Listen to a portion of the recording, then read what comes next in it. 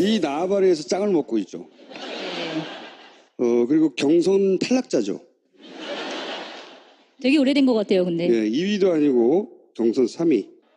대선 끝나고 나니까 언론 보도도 거의 없고 뭐 하나 찾다 보니까 이런 사진이 있었어요.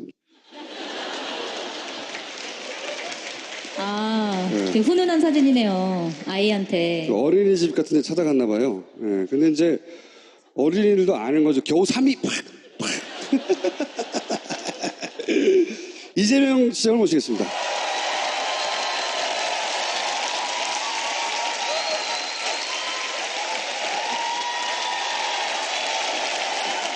저희 어디입니까? 아, 산성 어린이집이라고요. 예, 동네 순찰 갔다가 들렀는데 똥침을 당했습니다. 근데 왜 난데없이 똥집을 한 건가요? 애들이 가장 재밌게 노는 방식이 저건가 봐요. 아. 제가 얼마 전에도 똥침을 한번 당한 일이 있거든요. 자주 당하시는군요. 되게 오해시고 문재인 대통령이 가서 똥침 안 찌릅니다. 대통령인 줄 아는 거거든. 근데 이제 경선도 탈락이고 3위잖아요. 3위 시장님의 인기도를 볼 때 이 자리를 채울 줄 없을 줄 알았어요. 그래서 제가 이 자리가 다 찬 걸 보고 공무원들이 참 많이 왔구나. 요즘 제가 뭐 하나 뒤져봤더니 그 비서진들이 베이징 대학에서 강연을 하고 있다는 사실을 좀 널리 알려달라고. 얼마 전에 갔다 왔죠. 거기서 부른 겁니까? 내가 가겠다고 한 겁니까? 가겠다고 했구나. 아, 정말 참. 강연 필요 없다고 그러는데 막. 그 이종석 장관 아, 예. 계시죠? 그러니까 그 북경대 뭐 인연이셔서 그분이 주선을 하셔가지고 한번 가서 무슨 강연 하셨습니까? 요즘 뭐 제가 제일 관심 있는 일이 이제 어떻게 3위를 벗어나느냐? 이제 자꾸 저질을 그러지 말고 틀림없이 주무시면 3위 할 거야 아마. 주로 4차 산업혁명, 뭐 그다음에 일자리 나누기, 뭐 기본소득, 공정사회 이런 얘기하죠. 쭉 하시던 이야기. 네. 근데 기본소득은 굉장히 경선 과정에서도 그렇고 그 이전에도 많이 이제 주장을 하셨던 거라서 주목을 굉장히 많이 받았었잖아요. 대선 전에. 다보스 포럼도 초청이 와서. 이번엔 초청이 확실합니까? 제가 빌었을게. 다보스 포럼. 다보스 포럼, 세계 경제 포럼에서도 혁신 행정 사례 뭐 이런 걸로. 혁신 행정 사례. 네. 성남을 혁신적으로 해요. 네. 이번 6월 27일 중국에서 열리는데 거기 가게 됐어요. 되돌아보면 경선 그때 내가 좀 잘못했어 후회된다 이런 거 없어요 혹시? 많이 돌아보게 되죠. 후회되거나 아니면 그때 그랬어야 했던데 혹은 하지 못했던 거나 뭐 이런 거 떠오른 거 없어요? 후회되는 거 많죠. 쭉 읊어보세요 한번. 아니 그러니까 이게 예. 이 경쟁인데 전쟁이 아니다. 제가 수없이 얘기했는데 어느 순간에 보니까 제가 전쟁을 하고 있더라고요. 그건 나중에 깨달으셨죠? 네. 저는 뭐 경선 과정에서 나름 절제하고 선을 최대한 난 지킨다고 난 생각했는데 스스로는. 했는데 지나고 나니까 쓸데없는 좀 무의미할 수도 있고 오히려 도움 안 되는 것들을 꽤 많이 했더라고요 보니까. 구체적으로 예를 들어봐 주십시오. 제가 이제 주로 공격수로 세상을 살아왔잖아요. 그러니까 그렇죠. 뭐 세게 뭐 박근혜 뭐 그런 데는 아무리 가혹하게 공격을 해도 사실 우리 박수 받았죠. 박수 받아서 그보다 수위를 내가 엄청 낮춰가지고 공격을 하는데 그 우리 식구들한테는 그게 가혹했던 것 같아요. 예를 들면 뭐 내 얘기를 주로 해야 되는데 이 내부 경쟁 과정이니까 그렇죠? 내가 얼마나 잘났는지를 얘기해야 되는데. 그걸 주로 그 얘기를 해야 되는데 그것보다는 문제를 자꾸 파고들게 되고 공격 본능이 너무 많이 사라지지 않았냐. 그래서 상처받은 사람들 좀 있는 것 같고요. 지나고 나니까 나한테 아무 득도 없이 나도 손해봤더라고. 왜 그런 멍청한 일을 했을까 내가. 그걸 대선 뽕이라고 그랬다면서. 대선 뽕. 아니 그래서 제가 중간에 한번 말씀드렸잖아요. 일단 SNS부터 끊어라. 네. 내가 일주일인가 열흘만 끊으라고. 네, 그거 한번 했었죠. 근데 그랬더니 바로 그날 밤부터 다시 막. 그날 밤에 그 다음 날 아니었어? 다음날 24시간을 못 갔어요. 네, 그런 것도 그렇죠. 그러니까 그게 이 소소한 문제에 이제 집착하면 안 되는데 자꾸 거기 집착하게 되더라고요. 그렇죠. 네, 원래 시야가 좁아지잖아요, 그죠? 굉장히 좁아지죠. 좁아지는데 그 역시도 저도 이제 그걸 못 이겨낸 거죠. 못 이겨냈고 지금 보면 참 손해 보는 짓도 많이 했고 뭐 성숙하는 과정이라고 좀 봐주시면 좋을 것 같아요. 뭐 미안하고 그러죠.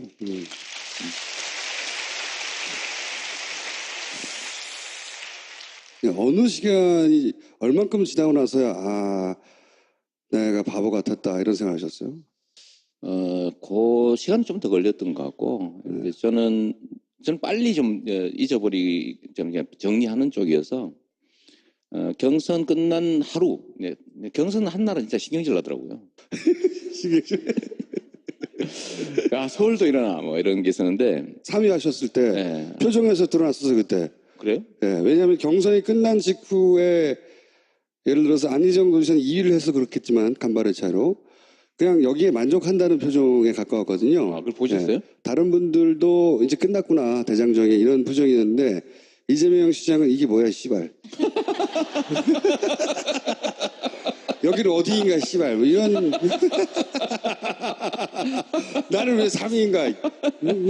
그래서 딱 이제 그날은 어쨌든 이게 감정적으로 약간 이제 정리가 안 된 상태니까 좀 그랬는데 그날로 이제 저는 이미 뭐 지는 건 정해져 있었던 경기였고 그래서 그 다음 날부터 바로 저희는 이제 경선 지원하는 것 쪽으로 마음 정리는 했고 굉장히 적극적으로 네, 뭐 하셔가지고. 나름 네. 열심히 했죠.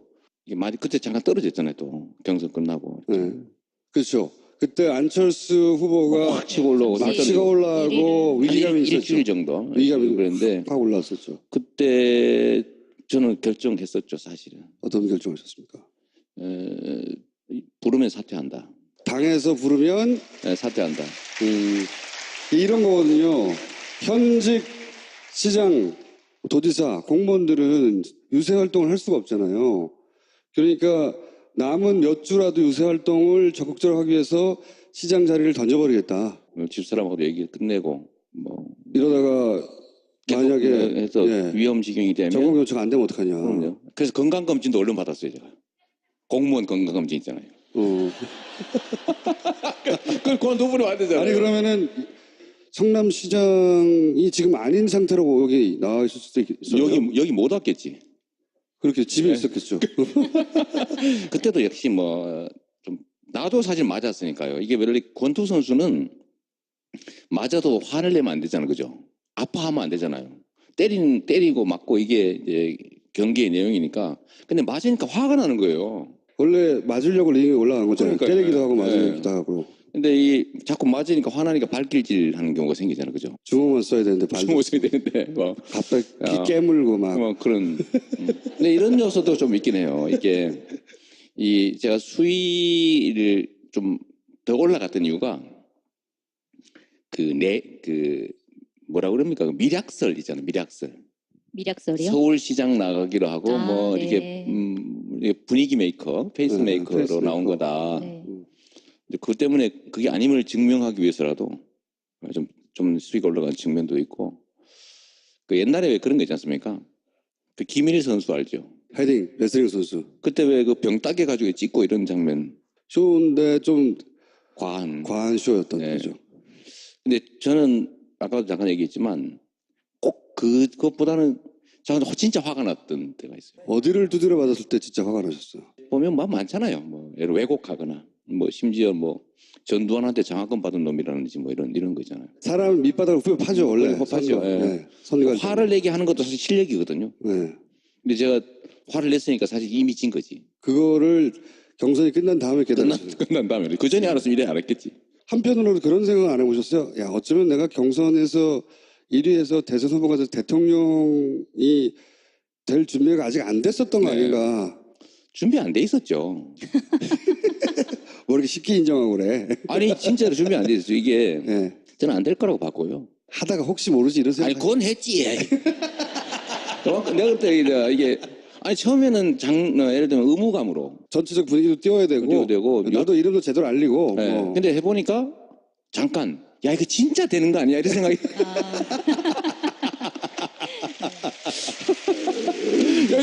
이렇게 들 때가 있었죠. 그렇죠. 왜냐하면은 지지율이 2위 그리고 다른 사람들 한참 쳐졌고 문재인 당시 후보와의 격차도 그렇게 크지 않았기 뭐 2% 때문에 차이로 뭐 따라갈 때도 그렇죠. 있는데 오야 씨발 이거 진짜 아니야 이거. 야 씨발 이거 넘어간다. 예. 근데 그때 이제 약간 오버하게 되는 것도 있고 실제로 준비가 안 돼 있었고요. 저 같은 사람은 금방 그렇게 대통령이 되면 안 됩니다. 너무 심하게 솔직하신 거 아니에요? 진짜요?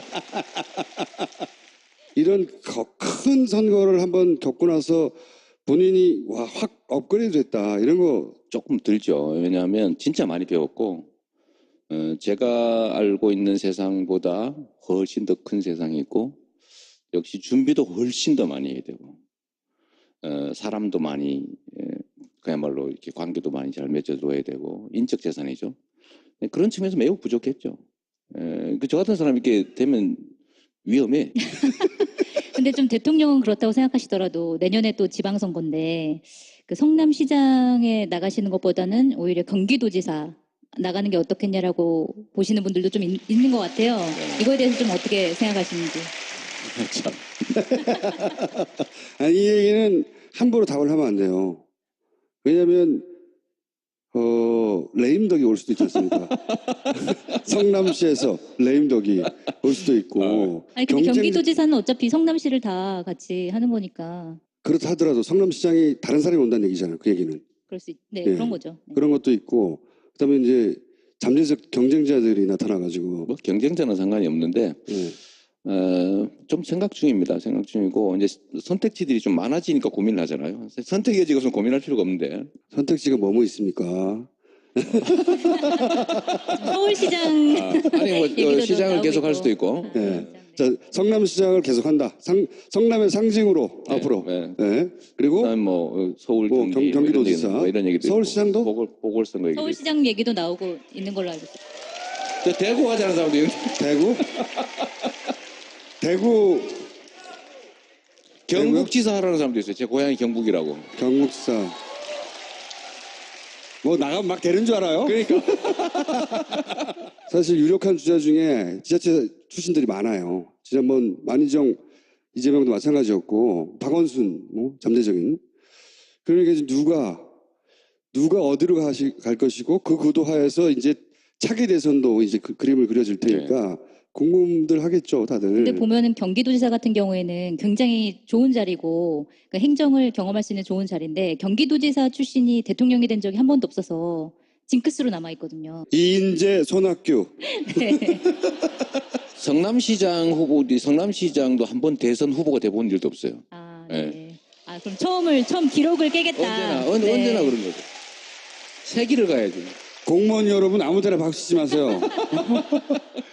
근데 가능하면 네. 순리대로 하려고 그럽니다. 그 순리가 뭐냐 이거죠.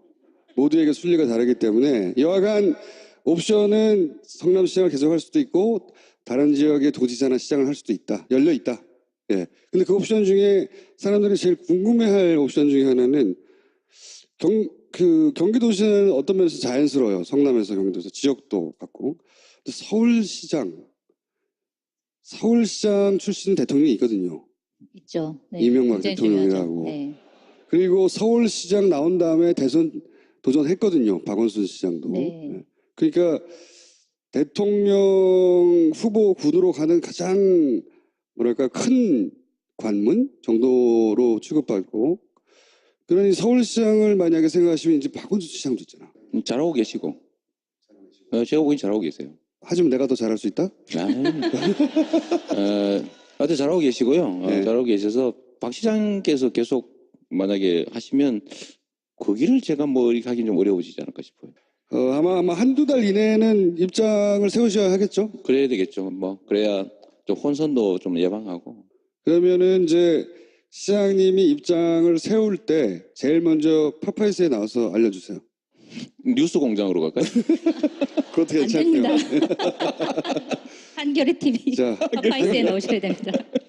문재인 후보라고 불리던 정치인이 대통령이 됐어요. 그 과정을 지켜보는 게 이제 일반 유권자하고는 좀 다른 경험이었을 텐데 쭉 대선을 거쳐서 결국은 대통령이 되고 입성한 이후에 한 달여간 하는 것을 보고 네. 어떠셨어요? 정말 잘하고 있어요. 그래요? 아, 정말로 잘하고 계시고, 내가 저렇게 하려고 그랬는데, 뭐 이런 것도 있고요. 예. 내 거 베꼈네, 뭐 이런 거. 예. 그런 게 있어요. 근데 그보다도 생각 못한 이상으로 잘하고 있다는 생각이 들어요. 어떤 점, 좀 구체적으로. 섬세하다는 거. 섬세하다. 예, 그러니까 뭐 사람들의 감성을 존중하는 것 같아요. 그렇죠. 이 권력자들은 원래 이게 일방적이거든요. 그래도 되니까. 그래도 되니까 편하고 또 재밌고. 근데 재밌고. 그걸 하지 말아야 되거든요. 그렇죠. 예. 그게 절제잖아요. 그걸 하시는 것 같아요. 근데 그게 모든 걸 상징하는 게 있죠. 마음이거든요, 그게. 원래 작은 데서 진심이 드러나잖아요. 큰 일은 누구나 하거든요. 작은 거, 배려. 그다음 이 섬세함, 그런 측면에서는 정말 대단한 분이라는 생각이 들죠. 함부로 하지 않고, 권력을 함부로 휘두르지 않고, 뭐 그러면서도 또 자기 할 거 다 하고, 또 지금은 아직은 사실 초입이죠. 겨우 뭐 한 달 열흘 지났어요. 그럼요. 이게 뭐 경기로 치면은 지금 그 라커룸에서 신발끈 메고 있는 상태예요. 그러면서 뭐 이런저런 작전 얘기하고 하는 정도라서 막상 이제 경기가 시작되면 이제 기득권하고 부딪히잖아요. 그렇겠죠. 벌써부터 네, 이미 지금 벌써 야당이랑 전인데 네. 특히 경제적 문제, 노동 문제나 아니면 뭐 재벌 개혁, 그다음에 남북 문제, 뭐 이런 것들이 이제 내기대 실제로 부딪히기 시작하면 그때는 정말 어려울 텐데 잘 헤쳐나갈 것 같아요. 잘 헤쳐나갈 것 같고, 그래서 저도 사실은 뭐 이 문재인 정부가 성공해야 저도 살아남으니까. 그리고 그게 제가 수없이 말씀드렸지만 제가 어떤 자리를 차지하기 위해서가 아니라 세상을 바꾸기 위해서 그 권한이 필요했다고 얘기했는데, 그러면 사실 내가 아니라 누가 하든 무슨 상관이 있습니까? 잘하기만 하면 되는 거지. 근데 왜 출마하셨어요? 내가 더 잘할 줄 알았지. 근데 제가 예전에 그 문재인 대통령 처음 2011년인가 그때 이제 대선 후보로 처음 나왔을 때 그때 제가 이제 새누리당 출입하고 있었는데 그때 새누리당 의원들이 그러니까 문재인 의원 그때 당시 의원은 아니었죠. 이제 문재인이라는 한 사람에 대해서 평가를 굉장히 좋게 했어요. 그런 감성적인 부분, 사람이 너무 좋고 차기 대통령감으로서 너무 좋은데 그런 부분 때문에 아마 대통령이 안 될 것이다. 정치인이 되려면 훨씬 더 좀 세야 되는데 그렇지. 그게 안 될 것이다라고 얘기를 했는데 결국 됐고 결과적으로 이제 대통령이 된 다음에 그런 모습들이 오히려 장점으로 작용하는 거 아닌가 약간 그런 생각이 듭니다. 그리고 예를 들면 뭐 인사에서도 뭐 조국 교수, 또 장하성 교수, 이런 분들 되게 강골이잖아요. 뭐 그런 인선들도 아주 잘하는 것 같고, 정말로 사람을 쓸 때 자기 가까운 사람 눈물 흘리면서라도 좀 빼고 당평 인사하려고 노력하고 그거 쉽지 않거든요. 문재인 정부도 어느 시점에 위기가 올 것이고 또는 뭐 정에 부딪히기도 하고 혹은 긴가민가한 선택들도 하지 않을 수 없을 텐데 네. 그럴 때 이제 두 가지 길이 있어요 보통. 그걸 바라보는 당내에서 적당히 비판하면서 내가 더 낫다라고 자기가 튀어나올 타이밍을 찾을 수도 있고 네. 매 맞을 때 같이 맞는 경우가 있어요.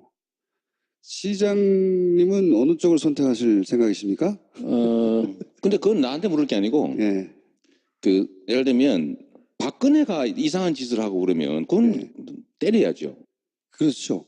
근데 선의를 가지고 그야말로 최선의 노력을 다하는데 장애가 발생하는 그런 상황이라면 그 부족함을 채워서 같이 뚫고 나가야죠. 너 왜 그렇게 못했어? 왜 그리 부족해? 이렇게 하면 안 되는 거죠. 왜냐하면 우리가 같은 길을 가는 식구들이니까요. 그런데 경선 때는 왜 그랬어요? 아 정말 내가 한번 이겨보려고 그랬다니까. 이제는 이제 완패를 인정하고 내 부족한 점을 메워서 나를 성장시켜야 되겠다 먼저 이렇게 된 겁니까? 제 성장인 뭐 부수적인 효과일 테고 이 정부가 성공하지 않으면 우리 소위 민주개혁 진영의 미래가 사라지죠. 이거는 이제 선택의 문제가 아니고 이미 우리의 토대가 돼버린 거예요. 여기를 예를 들면 망가뜨리면 또 망가지면 우리의 설 자리가 사라집니다. 그러니까 여기를 튼튼하게 만들어놔야죠. 그 싫고 좋고의 문제가 아니라 그건 운명 같은 거라고 생각해요. 내가 살기 위해서? 그럼요. 아니 문재인 정부가 실패해가지고 국민들로부터 지탄을 받는데 그 뒤가 어디 있습니까? 그때는 같이 지키고 같이 성공하게 해야죠. 야당이 굉장히 공격을 처음부터 세게 하고 있잖아요. 인사청문회 전국에서. 그래서 추경도 그렇고 그다음에 뭐 각 장관 후보자들에 대한 공격도 굉장히 심한데 뭐 일각에서는 뭐 협치를 하는 상황에서 뭐 너무 세게 밀고 나가면 안 된다라고 얘기하는 의견도 있고 좀 강하게 정권 초반이니까 강하게 나가야 된다는 의견도 있고 여러 가지 의견이 있는 것 같아요. 예를 들어서 구체적으로 강경화 후보에 대해서 논란이 많잖아요. 좀 어떤 방식으로 풀어나가야 된다고 보세요? 저도 성남이라고 하는 작은 공간에서 이 지역의 작은 정치를 하긴 하지만 저는 뭐 그런 점에서는 확고하죠. 밀어붙여야지.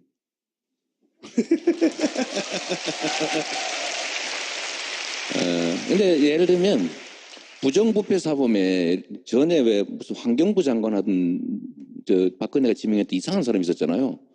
이름은 기억이 안 나지만 네. 그런 거 밀어붙이면 안 되는 거죠. 네. 그런데 지금은 충분히 밀어붙일 만한 인물들이 있다. 그러니까 예를 들면 기본적으로 좋은 의지를 가지고 있는 거고 능력이나 객관적인 평가에서 결코 부족함이 없고 근데 이런저런 뭐 과거에 뭐 흠들이 있다고는 하지만 도덕적으로 완벽하게 흠결 없는 종교 지도자를 뽑는 게 아니거든요.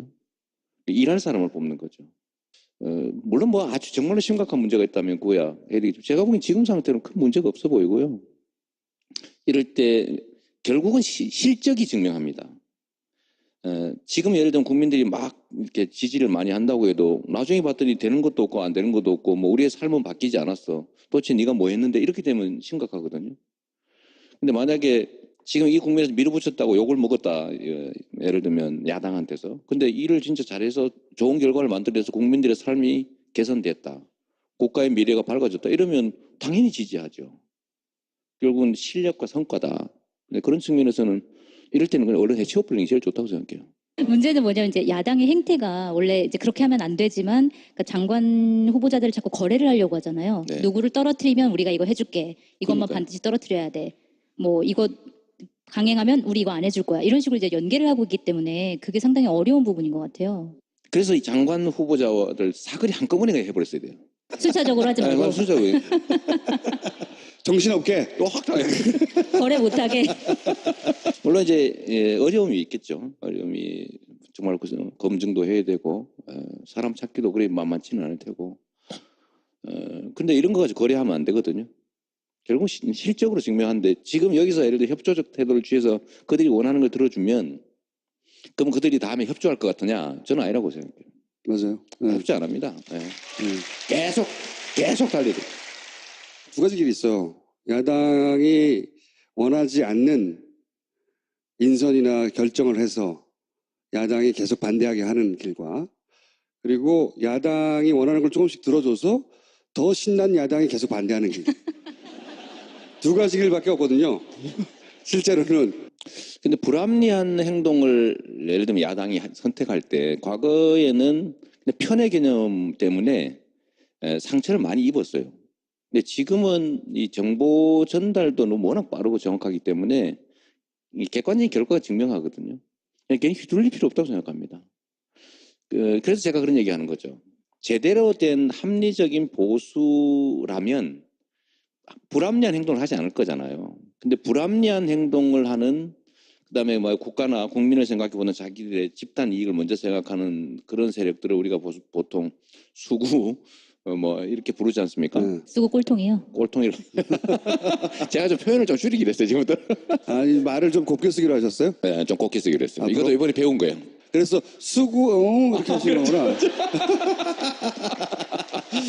네, 그런 집단들은 한 번쯤은 좀 이렇게 정리를 한번 해야 되거든요. 수구 하면 누가 모릅니까 근데? 그래 그 정도 하려고 그러지. 쓰고 세력. 수구 세력. 예. 근데 여기는 정상적인 정치 집단들이 아니니까.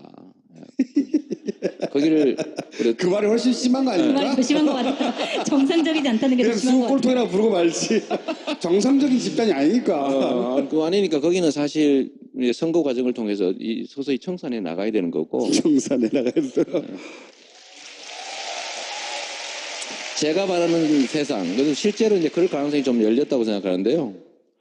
민주당 정도가 소위 이제 이 보수 정당의 위치를 갖고 정의당이든 뭐 녹색당이든 뭐 이런 데가 진보 진영으로 해서 그렇게 경쟁을 해야지. 지금 보수가 아니지 않습니까 저기가. 보수의 탈을 쓴 수국 꼴통들이죠. 결국 말씀하신 거 거기는 존중할 필요가 없다고 봐요. 무슨 말을 곱게 한다는 거예요? 뭘 배웠어요 지금 다시?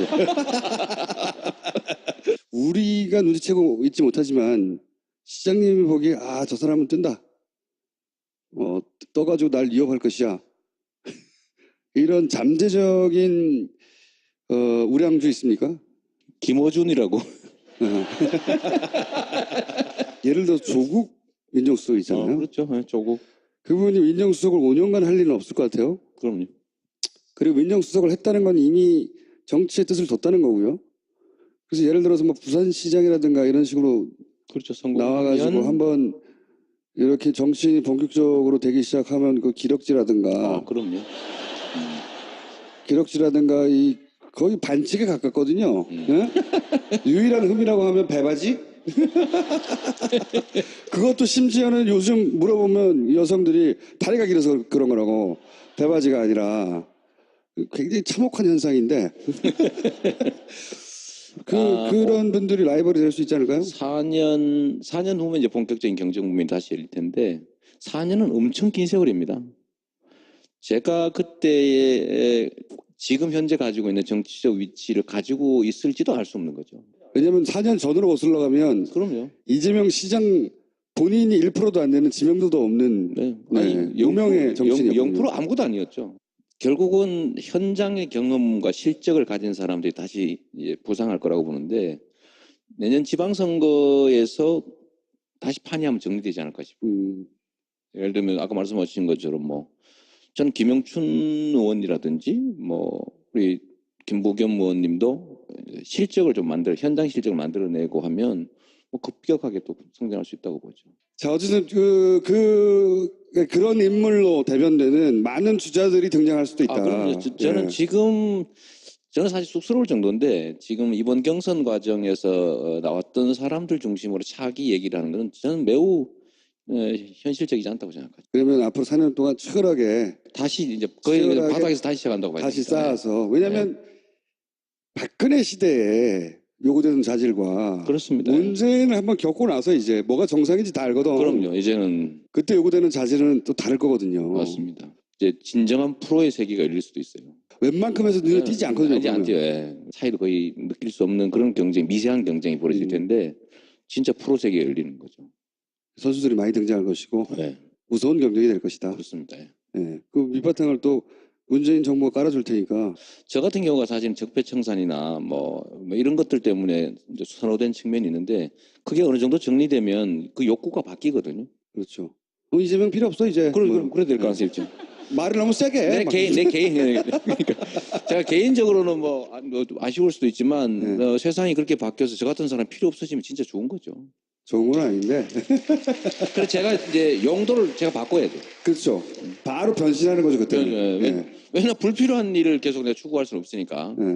그렇게 되길 진짜 바라죠. 그 민주당 내 말고 바깥에서 예를 들어서 안철수 후보는 그때까지 살아남아 있을까요? 저한테 그런 거 묻지 마세요. 어떻게 될 거라고 보세요, 중수님은? 지금같이 대선 직후에 보인 행보 굉장히 조급한 거였거든요.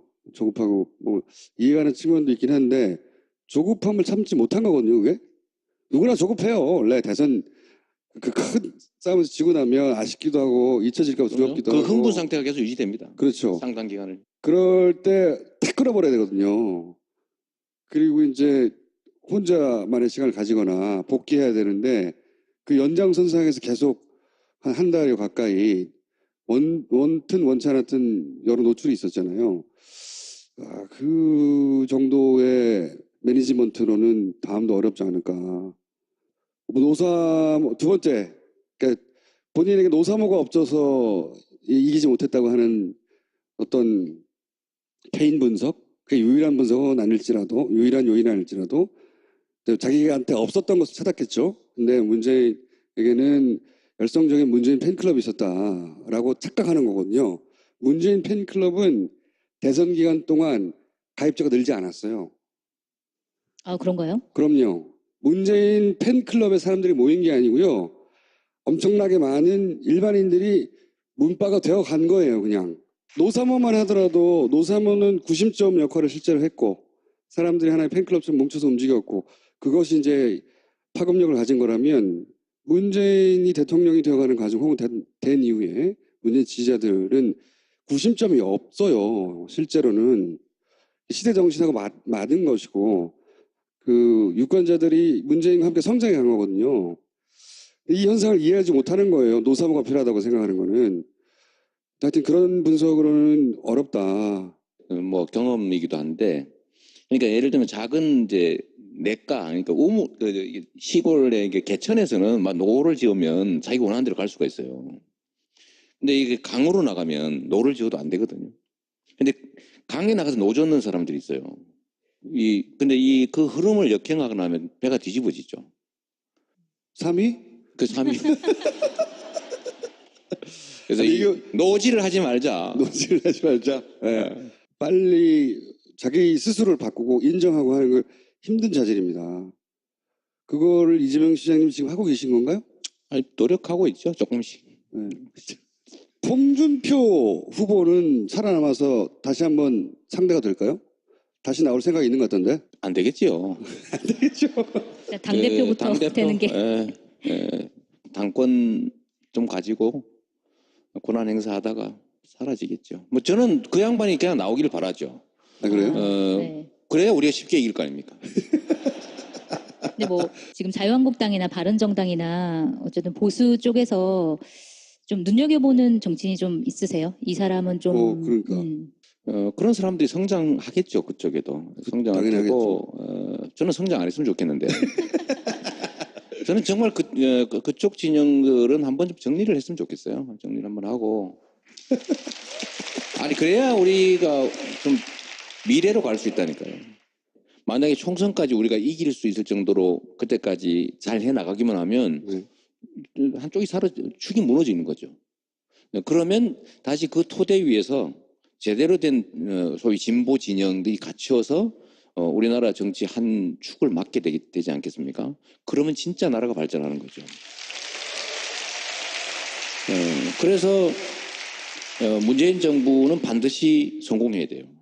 그러면 문재인 대통령 혹은 정부가 뭐 예기치 않은 실수나 혹은 뭐 곤란이나 혹은 내부적 위기가 있어서 두드려 맞을 때 튀어나가서 대신 아니 그거를 합니까? 당연히 그렇게 해야죠.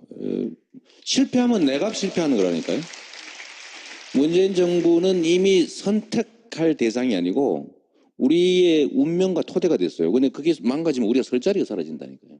3위 한번 하시더니 많이 아니 우리가 또 이 현실에 빨리 적응하잖아. 납작. 납작은 아니고 왜냐하면 제가 하고 싶었던 일이니까요. 제가 하고 싶었던 일을 누군가가 잘하고 있으면 좋은 거지 뭐 그걸. 아니죠. 보통 그럴 땐 질투나죠. 뭐 전혀 없진 않아. 근데 경선에서 정책 같은 거 많이 내놓으셨을 때 좋은 정책이라고 평가받은 것들이 굉장히 많았잖아요. 그래서 그러면 생각하시기에 문재인 정부에서 내가 내놨던 정책들 중에서 이것은 좀 실현해줬으면 좋겠다 하는 게 좀 있으세요? 제일 지금 뭐 일부 받아서 이제 반영하겠다고 하던데 저는 복지 지출을 지역 화폐로 주는 게 진짜 중요하다고 생각해요. 지역 화폐요? 지역 화폐로. 네. 왜냐하면 이 자본주의 체제의 제일 심각한 문제가 집중화거든요. 일극화되는 거잖아. 한쪽은 뭐 서울로 예를 들면 다 모이는 거. 근데 지역 화폐로 지출을 하면 그 동네에서 반드시 일일 순환을 하게 되니까 지역 경제 활성화에 도움이 되죠. 그리고 이제 집중화를 좀 완화시킬 수 있어요. 그래서 어차피 주는 복지 지출인데 그걸 저는 기본소득이라 이름 붙였지만 지역 화폐로 지급하는 거. 그다음 기본소득도 좀 일부 좀 받아들이면 좋겠다. 어차피 하는 건데 예를 들면 아동수당은 기본소득 형태가 될 수밖에 없거든요. 네. 어차피. 그렇죠. 네, 그러다 뭐 그룹 회장 손자라고 안 줄 수 없잖아요, 그죠? 근데 결국은 이제 그런 것들 좀 더 확대해 나가면 경제도 살고 뭐 소위 자본주의 사회의 뭐 이렇게 양극화 이 문제도 좀 해결하고. 입각은 안 하십니까 혹시? 제가 그걸 고민을 해봤는데 장관 뭐 이런 거 안 한다고 아예 제가 선언을 했습니다. 그래요? 제가 이제 경선 끝나고 우리 문 대표님이 성남에 오셔서 그때 후보시죠. 뭘 할 거냐 하고 싶으냐 이렇게 물어보셔서 여러 가지 선택지가 있겠지만 임명직은 안 할 테니까 혹시라도 부담 갖지 마시라고 내가 그랬죠. 부담 전혀 없었을 텐데. 뭐 없었겠지. 예. 그래도 그래도 말하면 이만큼. 임명직을 안 하시는 이유는 뭔가요? 일단은 이제 저는 제 권한으로 뭔가를 성과를 만들어내는데 좀 이렇게 의미를 두는 사람이고요. 그게 재밌거든요, 사실은. 근데 정부의 한 축을 맡으면 내 뜻대로 못하는 게 많습니다. 그렇죠. 정부하고 보조를 맞춰야죠. 그럼 보조를 맞춰야죠. 당연한 거니까. 그래서 그런 측면 하나 하고, 두 번째는 청문회 가가지고 너 딱지 뗐지? 너 음주운전했지? 에? 그 논문 표절 그 있지? 뭐, 예. 청문회. 네. 예. 너 가족끼리 욕했지? 뭐 이런 거. 버리지, 뭐 형사상. 통과 어렵겠네요. 그래서 안 한다. 대도 안 한다. 야, 이번 이유가 굉장히 크네요. 뭐 그렇다고 봐야지. 그리고 또 하나는 보스 기질이기도 해요. 내가 작더라도 대장해가지고 처음부터까지 다 책임지겠다. 저는 제 의지, 제 소신 이대로 못하면 잠을 못 자는 성질이라. 그러신 것 같아요. 예. 그러니까 얼마나 사밍 해겠어. 그건 이미 받아들이기 때문에 괜찮다니까. 시장님 나가면 막 줄줄이 나가는 거 아니야? 여기 텅 빌 것 같은데. 공무원들 퇴근하고 막 도장 찍어줘 그러고 막. 야근 수당. 자, 그럼 공무원 여러분들에게 한마디 해주시고. 네. 진짜 공무원들인가 보다. 여러분 반갑습니다. 멀리서 오신 분도 많죠. 대구에서. 대구. 자, 한번 요거까지 좀 해보자. 그러면 내가 제일 멀리서 왔을 것이다. 대구 한 번 계시고. 제주. 자유한국당. 제일 멀다. 진짜 제일 멀리서 멀어. 왔네. 진짜 오네요. 자유한국당. 당신이 제일 멀리서 온 거예요. 자, 마지막 인사해 주십시오. 네. 여러분들에게. 자, 여러분 반갑습니다. 열심히 하겠습니다. 아파하면 안 되잖아요. 때리고 맞고 이게 이제 경기의 내용이니까.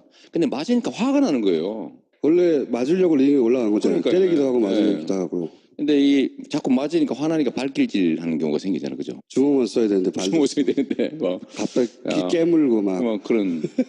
근데 이런 요소도 좀 있긴 해요. 이게 제가 수위를 좀 더 올라갔던 이유가 뭐라 그럽니까? 그 미략설 있잖아요. 미략설.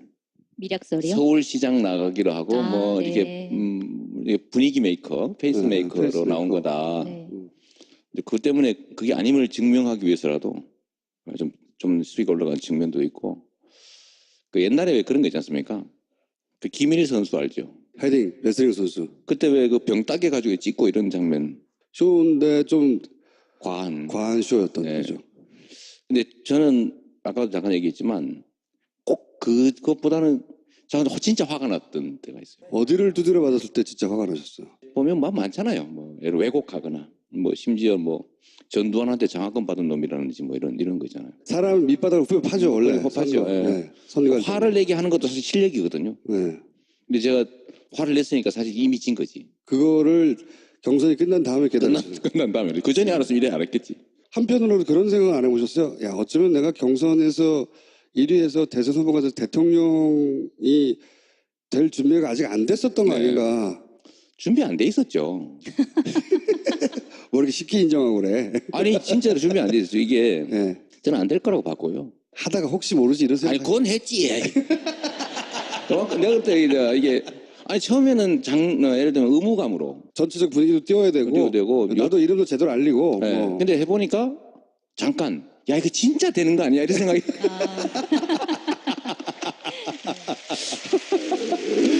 생각이 이렇게 들 때가 있었죠. 그렇죠. 왜냐하면은 네. 지지율이 2위 그리고 다른 사람들 한참 처졌고 네. 문재인 당시 후보와의 격차도 그렇게 크지 않았기 뭐 2% 때문에 차이로 뭐 따라갈 때도 그렇죠. 있었는데 오야 씨발 이거 진짜 아니야 이거. 야 씨발 이거 넘어간다. 예. 근데 그때 이제 약간 오버하게 되는 것도 있고 실제로 준비가 안 돼 있었고요. 저 같은 사람은 금방 그렇게 대통령이 되면 안 됩니다. 너무 심하게 솔직하신 거 아니에요? 진짜요? 세계 경제 포럼에서도 혁신 행정 사례 뭐 이런 걸로 혁신 행정 사례. 네. 성남을 혁신적으로 해요. 네. 그래서 이번 6월 27일 중국에서 열리는데 거기 가게 됐어요. 되돌아보면 그 경선 그때 내가 뭐좀 잘못했어, 후회된다 이런 거 없어요 혹시? 많이 돌아보게 되죠. 후회되거나 아니면 그때 그랬어야 했던데 혹은 하지 못했던 거나 뭐 이런 거 떠오른 거 없어요? 후회되는 거 많죠. 쭉 읊어보세요 한번. 아니 그러니까 이게 예. 이 경쟁인데 전쟁이 아니다. 제가 수없이 얘기했는데 어느 순간에 보니까 제가 전쟁을 하고 있더라고요. 그건 나중에 깨달으셨죠? 네.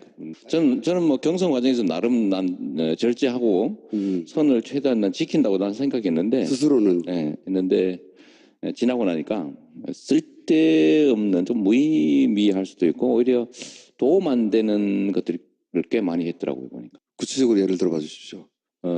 제가 이제 주로 공격수로 세상을 살아왔잖아요. 그러니까 그렇죠. 뭐 세게 뭐 박근혜 뭐 그런 데는 아무리 가혹하게 공격을 해도 사실 우리 박수 받았죠. 박수 받아서 그보다 수위를 내가 엄청 낮춰가지고 공격을 하는데 우리 식구들한테는 그게 가혹했던 것 같아요.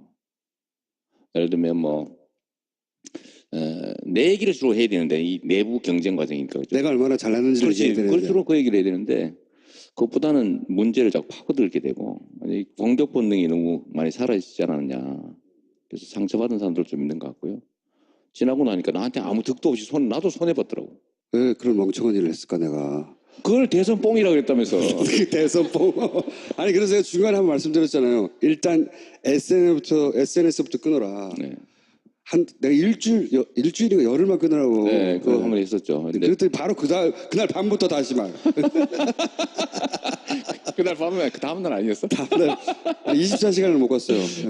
네, 그런 것도 그렇죠. 그러니까 그게 이 소소한 문제에 이제 집착하면 안 되는데 자꾸 거기 집착하게 되더라고요. 그렇죠. 네, 원래 시야가 좁아지잖아요, 그죠? 굉장히 좁아지죠. 좁아지는데 그 역시도 저도 이제 그걸 못 이겨낸 거죠. 못 이겨냈고 지금 보면 참 손해 보는 짓도 많이 했고.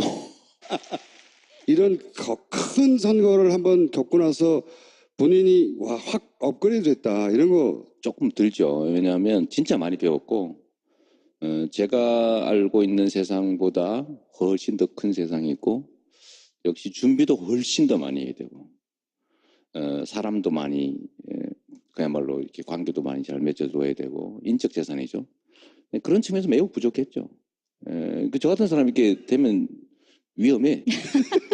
근데 좀 대통령은 그렇다고 생각하시더라도 내년에 또 지방선거인데 그 성남시장에 나가시는 것보다는 오히려 경기도지사 나가는 게 어떻겠냐라고 보시는 분들도 좀 있는 것 같아요. 이거에 대해서 좀 어떻게 생각하시는지. 참. 아니, 이 얘기는 함부로 답을 하면 안 돼요. 왜냐하면 레임덕이 올 수도 있지 않습니까? 성남시에서 레임덕이 올 수도 있고. 아니 근데 경기도지사는 어차피 성남시를 다 같이 하는 거니까. 그렇다 하더라도 성남시장이 다른 사람이 온다는 얘기잖아요. 그 얘기는. 네, 예. 그런 거죠. 네. 그런 것도 있고. 그다음에 이제 잠재적 경쟁자들이 나타나가지고. 뭐 경쟁자는 상관이 없는데 좀 생각 중입니다. 생각 중이고 이제 선택지들이 좀 많아지니까 고민을 하잖아요. 선택 여지가 없으면 고민할 필요가 없는데. 선택지가 뭐뭐 있습니까? 서울시장 아니 뭐 시장을 계속 할 수도 있고. 네. 자, 성남시장을 계속한다. 성남의 상징으로 앞으로. 네. 그리고 뭐 서울 뭐 경기도지사 뭐 이런 얘기도 서울시장도 있고, 보궐선거 얘기도 서울시장 얘기도 나오고 있는 걸로 알고 있어요. 저 대구 하자는 사람도 있는데. 대구 경북지사 하라는 사람도 있어요. 제 고향이 경북이라고. 경북지사 뭐 나가면 막 되는 줄 알아요? 그러니까. 사실 유력한 주자 중에 지자체 출신들이 많아요. 지난번 만희정, 이재명도 마찬가지였고 박원순 뭐 잠재적인. 그러니까 이제 누가 어디로 갈 것이고 그 구도 하에서 이제 차기 대선도 이제 그림을 그려질 테니까 궁금들 하겠죠, 다들. 근데 보면은 경기도지사 같은 경우에는 굉장히 좋은 자리고 그러니까 행정을 경험할 수 있는 좋은 자리인데 경기도지사 출신이 대통령이 된 적이 한 번도 없어서 징크스로 남아 있거든요. 이인재, 손학규. 네. 성남시장도 한 번 대선 후보가 돼본 일도 없어요. 아, 네. 아, 그럼 처음 기록을 뭐 성숙하는 과정이라고 좀 봐주시면 좋을 것 같아요. 뭐 미안하고 그러죠.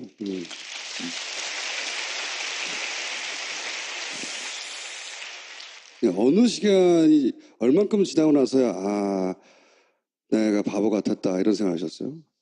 그 시간은 좀 더 걸렸던 것 같고 근데 저는 빨리 좀 좀 정리하는 쪽이어서 경선 끝난 하루 경선 한 날은 진짜 신경질 나더라고요.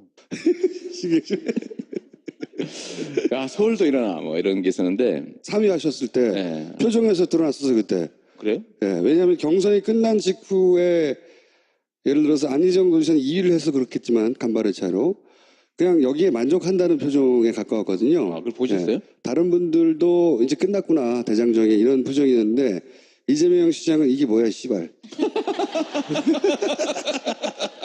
여기는 어디인가 씨발 뭐 이런 나는 왜 3위인가. 그래서 딱 이제 그날은 어쨌든 이게 감정적으로 약간 이제 정리가 안 된 상태니까 좀 그랬는데 그날로 이제 저는 이미 뭐 지는 건 정해져 있었던 경기였고 그래서 그 다음 날부터 바로 저희는 이제 경선 지원하는 것 쪽으로 마음 정리는 했고 이제 적극적으로 네, 뭐 하셔가지고. 나름 네. 열심히 했죠. 이게 많이 그때 잠깐 떨어졌잖아요 또 경선 끝나고. 네. 그렇죠. 그때 안철수 후보가 확 치고 올라오고 막 치고 올라가고 위기감이 있었죠. 일주일 정도 위기감이 그랬는데 확 올라왔었죠. 그때 저는 결정했었죠 사실은. 어떤 결정하셨습니까? 부르면 사퇴한다. 당에서 부르면 사퇴한다. 이런 거거든요. 현직 시장, 도지사, 공무원들은 유세 활동을 할 수가 없잖아요. 그러니까 남은 몇 주라도 유세 활동을 적극적으로 하기 위해서 시장 자리를 던져버리겠다.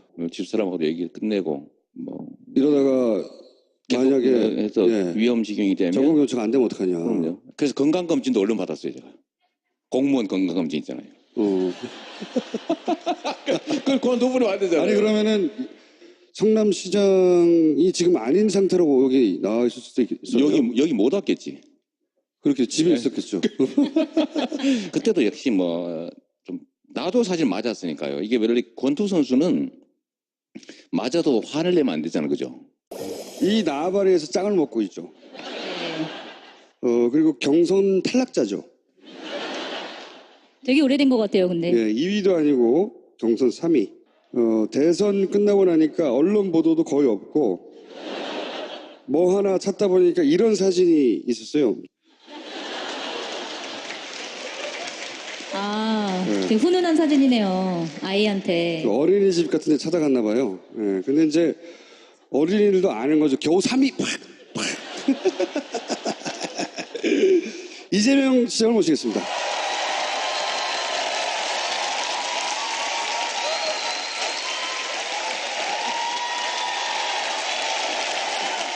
저희 어디입니까? 산성 어린이집이라고요. 네, 동네 순찰 갔다가 들렀는데 똥침을 당했습니다. 근데 왜 난데없이 똥집을 한 건가요? 애들이 가장 재밌게 노는 방식이 저건가 봐요. 제가 얼마 전에도 똥침을 한번 당한 일이 있거든요. 자주 당하시는군요. 되게 오해시고 문재인 대통령이 가서 똥침 안 찌릅니다. 대통령인 줄 아는 거거든. 근데 이제 경선도 탈락이고 3위잖아요. 3위 시장님의 인기도를 볼 때 이 자리를 채울 줄 없을 줄 알았어요. 그래서 제가 이 자리에 다 찬 걸 보고 공무원들이 참 많이 왔구나. 요즘 제가 뭐 하나 뒤져봤더니 그 비서진들이 베이징 대학에서 강연을 하고 있다는 사실을 좀 널리 알려달라고. 얼마 전에 갔다 왔죠. 거기서 부른 겁니까? 내가 가겠다고 한 겁니까? 가겠다고 했구나. 정말 참. 강연 필요 없다고 그러는데 막. 그 이종석 장관 계시죠? 그러니까 그 북경대 인연이셔서 그분이 주선을 하셔가지고 한번 가서 무슨 강연 하셨습니까? 요즘 뭐 제가 제일 관심 있는 일이 이제 어떻게 3위를 벗어나느냐? 이제 자꾸 저질을 그러지 말고. 틀림없이 주무시면 3위 할 거야 아마. 주로 4차 산업혁명, 그다음에 일자리 나누기, 기본소득, 공정사회 이런 얘기하죠. 쭉 하시던 이야기. 네. 근데 기본소득은 굉장히 경선 과정에서도 그렇고 그 이전에도 많이 이제 주장을 하셨던 거라서 주목을 굉장히 많이 받았었잖아요. 대선 전에. 이제 다보스 포럼도 초청이 와서 이번엔 초청이 확실합니까? 제가 빌었을게. 다보스 포럼. 다보스 포럼.